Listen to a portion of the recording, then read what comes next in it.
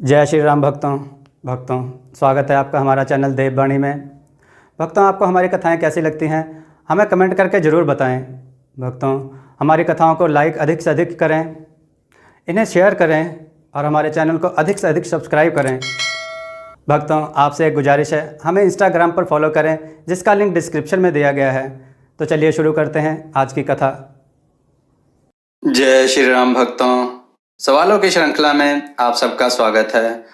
आज का प्रश्न है, गरुड़ जी को भगवान रामचंद्र जी के बारे में जो संदेह हो गया था उसको किसने दूर किया? अपने उत्तर वीडियो में कमेंट करके जरूर दें। चलिए आज की कथा श्रवण करते हैं। आज की कथा है ठप्पे वाले सांड और गांव वाले। आइए कथा श्रवण करें। एक दिन कुछ बच्चों ने मुझे घेर लिया और कहा, अंकल कहानी सुनाइए। तो मैंने उन्हें कहा, बच्चों आज मैं तुम्हें एक सांड के बारे में कहानी सुनाऊंगा।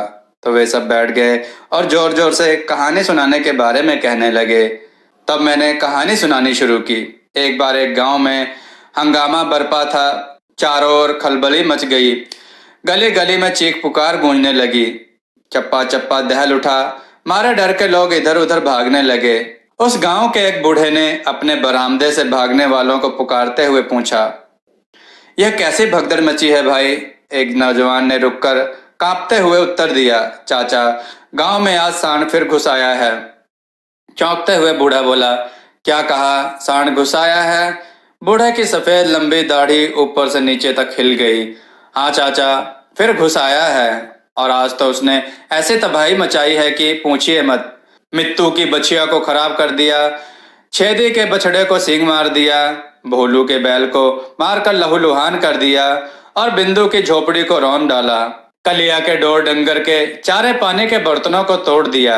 बुधिया और अच्छी की सब्जियों को नोच खसोट कर मलिया मेट कर दिया और अब भी बौखलाया हुआ ऐंठता फिर रहा है। ना जाने और क्या क्या करेगा, किस किस पर कयामत ढाएगा। बूढ़ा अपनी बस्ती की बर्बादी का हाल सुनकर दुखी लहजे में बोला, तुम लोग सूरजपुर वालों से कहते क्यों नहीं कि वे अपने सांड को रोकें, इधर ना आने दें। कहा था, गांव के बहुत सारे लोगों ने मिलकर कहा था। उनको बताया था कि उनके गांव का सांड हमारा कितना नुकसान कर रहा है, मगर जानते हैं उन्होंने क्या जवाब दिया? क्या जवाब दिया? बूढ़े ने बेचैन होकर पूछा।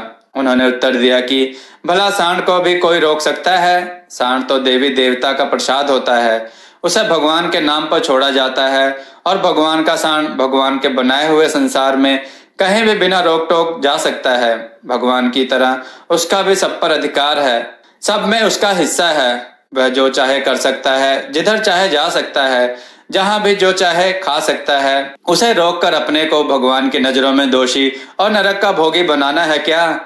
चाचा, मेरी समझ में नहीं आता कि सूरजपुर वालों ने ऐसा क्यों कहा। क्या सचमुच सांड भगवान के नाम पर छोड़ा जाता है? युवक प्रश्न करके बूढ़े की ओर देखने लगा। बूढ़े ने दुर्बल स्वर में उत्तर दिया, हाँ बेटे, बात तो सच है। लोग अपनी मनोकामनाएं पूरी करने के लिए भगवान या देवी देवता से मिन्नतें मानते हैं कि यदि उनकी मुराद पूरी हो गई तो वे देवी देवता के नाम का कोई सांड छोड़ देंगे और अपनी गाय के बछड़े को या किसी दूसरे की गाय के बछड़े को खरीद कर आजाद छोड़ देते हैं। उसके लिए परंपरा अनुसार एक समारोह होता है। गांव के लोगों को एक जगह पर एकत्रित किया जाता है, पूजा पाठ होता है, बछड़े को नहलाया जाता है, उसके ऊपर सुगंध का छिड़काव होता है, उसके गले में पुष्प माला डाली जाती है और सबके सामने उसके शरीर या माथे पर भगवान या देवी का कोई पक्का निशान बना दिया जाता है।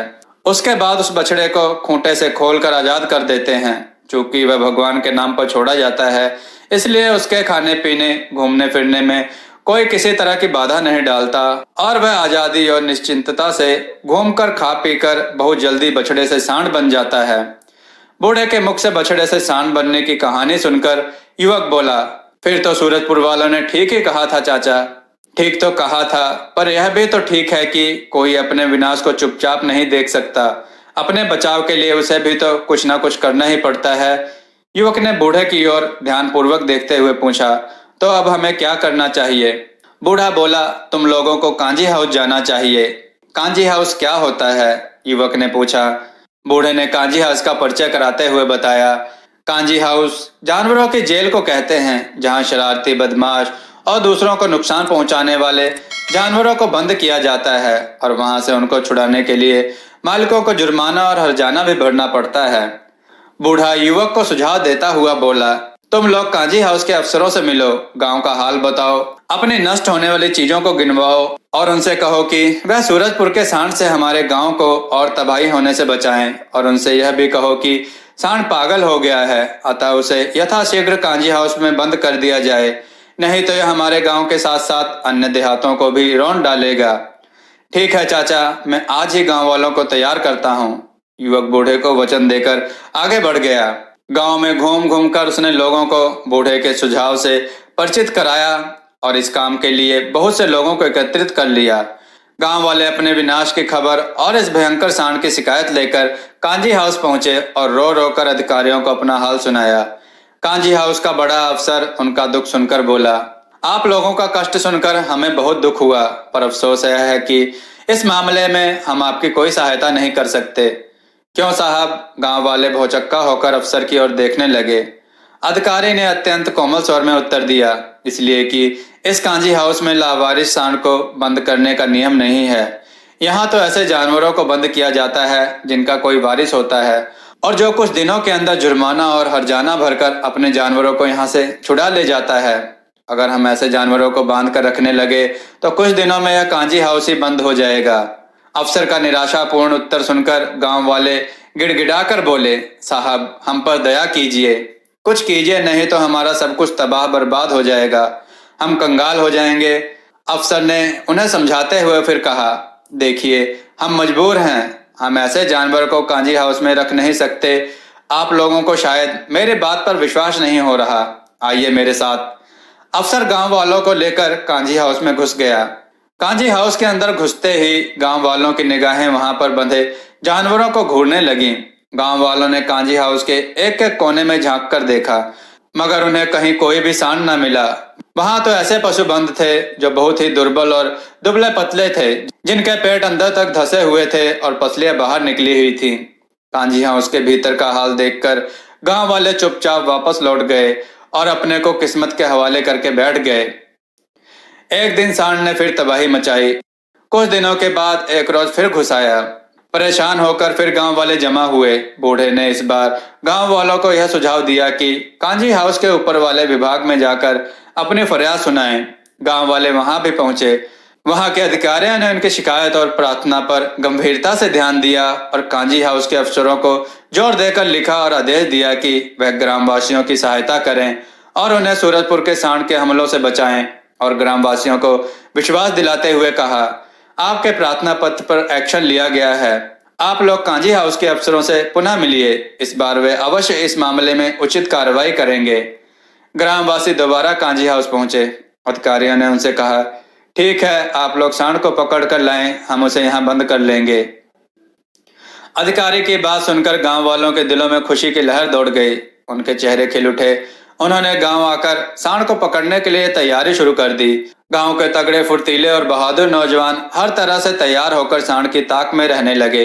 शीघ्र ही उन्हें अवसर मिल गया। सांड के गांव में घुसते ही निडर युवकों की टोली अपने हाथों में लाठी और डंडे रस्सी लेकर उसके पीछे दौड़ पड़ी। नौजवानों ने सांड को घेरने में बड़ी होशियारी और फुर्ती दिखाई। अनथक और जानतोड़ मेहनत की, मगर फिर भी वह सफल ना हो सके। निश्चिंतता से पला हुआ बेलगाम सांड उनके घेरे से निकल भागा। इस कोशिश से बहुत से युवक घायल भी हो गए, मगर उत्साही युवकों ने हिम्मत नहीं हारी। वह उसका पीछा करते रहे। सांड उस गांव से निकलकर अपने गांव सूरजपुर की ओर भागा।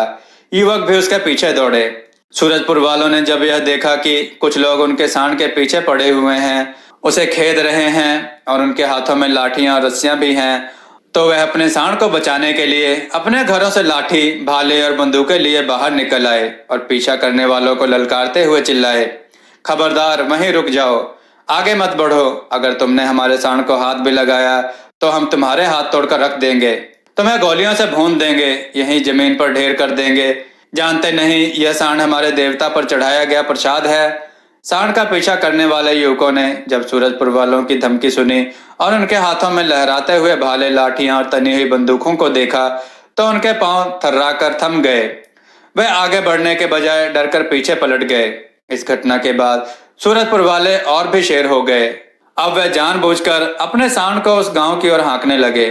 गांव का विनाश जब सीमा से आगे बढ़ गया तो एक दिन बूढ़े ने गांव के छोटे बड़े सभी को अपने पास बुलाया और उनको संबोधित करते हुए बहुत ही गंभीरता स्वर में कहा, ऐ मेरे गांव के नेक दिल लोगों, मैं आज आपको एक ऐसा सुझाव देने वाला हूं जिसे मैं स्वयं भी पसंद नहीं करता, पर शायद यह सुझाव हमारे लिए जरूरी हो गया है। हमने हर तरह से कोशिश करके देख ली पर अपने गांव को विनाश से नहीं बचा सके और यह भी अंदाजा हो गया है कि अगर हम सांड को पकड़ने के लिए ज्यादा कुछ करेंगे तो उसकी सहायता के लिए सूरजपुर वाले कूद पड़ेंगे, जिससे भारी रक्तपात होगा और तबाही मचेगी। इसलिए अब एक ही रास्ता बचता है कि हम लोग भी अपने किसी देवता के नाम पर एक बछड़ा छोड़ दें और शीघ्र ही उसे सांड बना दें। उससे क्या होगा चाचा? कई युवक एक साथ बोल पड़े।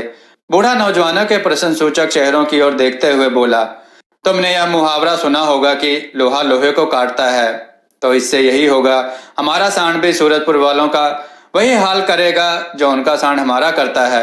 हमारी तरह उधर भी जब तबाही मचने लगेगी तब उनकी आंखें खुलेंगी और वह अपने सांड को रोकने पर मजबूर होंगे। आप ठीक कह रहे हैं चाचा, यही रास्ता उनके लिए उचित होगा। गांव के नौजवानों के चेहरे बदले की आग से दहक उठे। गांव के लोगों ने एक बछड़ा खरीदा, उसे नहलाया धुलाया, गले में माला पहनाई और सबके सामने उसकी पीठ पर देवता के नाम का एक ठप्पा लगाकर उसे खुला छोड़ दिया। दुबला बछड़ा खूंटे से अलग होते ही आजादी और मस्ती से खाने पीने और पलने लगा और सारे गांव का चारा पानी खा पीकर बहुत शीघ्र ही बछड़े से सांड बन गया। सांड बनकर जब उसने ऐंठना और सींग मारना शुरू किया तो गांव वालों ने उसका रुख सूरजपुर की ओर कर दिया। सूरजपुर में घुसकर उसने गांव को रौंदना और तहस नहस करना शुरू कर दिया। वहां भी बैल लहूलुहान होने लगे, उनके चारे पानी के बर्तन भी टूटने लगे, उनकी गायें भी खराब होने लगी, उनके खेत और खलियान भी नष्ट होने लगे। दोनों ओर से सांड एक दूसरे की ओर हाँके जाने लगे। कुछ दिन के बाद एक अनोखा मंजर देखने में आया। वह अनोखा मंजर यह था कि दोनों सांडों को लोगों ने एक साथ घूमते हुए देखा, जैसे वह दोनों अलग अलग सांड न होकर किसी एक जुआठे में जोते जाने वाले दो बैलों की जोड़ी हो। फिर क्या हुआ, दोनों सांड ऐंठते हुए पहले एक गांव में घुसे और दोनों ने मिलकर उस गांव को रौंद रौंद कर मलियामेट कर दिया। फिर वहां से एक साथ निकले और दूसरे गांव में घुसकर तोड़फोड़ मचाने लगे। यह निराला दृश्य देखकर दोनों गांव वालों की आंखें हैरत में डूब गईं। उस दिन के बाद दोनों सांडों का एक साथ घूमना और मिलजुल कर रौंदना नित्य का नियम बन गया। दोनों गांव के अलावा आसपास के दूसरे गांव भी उन सांडों की चपेट में आने लगे। अपने विनाश से तंग आकर आसपास के सभी गांव वाले एक साथ मिलकर सांडों को मारने की योजना बनाने लगे, पर किसी तरह यह खबर पशु विभाग को पहुंच गई और उस विभाग ने उन सांडों की पीठ पर अपना ठप्पा लगा दिया, जो इस बात का ऐलान था कि यह जानवर अब पशु विभाग की सुरक्षा में हैं और इन्हें कोई मार पीट नहीं सकता। लोगों ने यह देखकर सांडों को पीटने की बजाय अपना सिर पीट लिया। भक्तों, आपको यह कथा कैसी लगी? अपने विचार और सुझाव कमेंट में जरूर दें। हमारी कथाओं को लाइक करें, हमारे चैनल को सब्सक्राइब करना ना भूलें, हमारी कथाओं को शेयर जरूर करें जिससे लोगों को अच्छा ज्ञान प्राप्त हो। जय श्री राम भक्तों।